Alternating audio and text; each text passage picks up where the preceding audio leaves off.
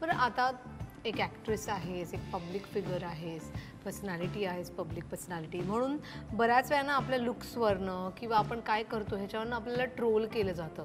तर असं कधी तुझ्या बाबतीत झालंय का? आणि तू ते मेंटली कसं त्याला फाईट केलंस किंवा त्याला फेस केलंस? कारण बऱ्याच जणांना मग ते आपण सेलिब्रिटीज आहोत म्हणून आपल्याला जास्त होतं, पण अदरवाईज युज्युअल रेग्युलर लाईफमध्ये पण बऱ्याच लोकांना आजूबाजूची लोकं सतत ट्रोल करत असतात. तर तुझ्या बाबतीत काय असं झालं आणि त्याला how did you tackle it? Trolling म्हटलं तर कसं आहे माहिती आहे, आपण काही केलं तरी लोक बोलणार.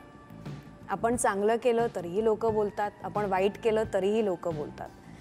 तर हे आपल्यावरती असलं पाहिजे. जसं तू मला विचारलं की मी कसं हँडल करते, तर उलटं मी म्हणते यार आने दो.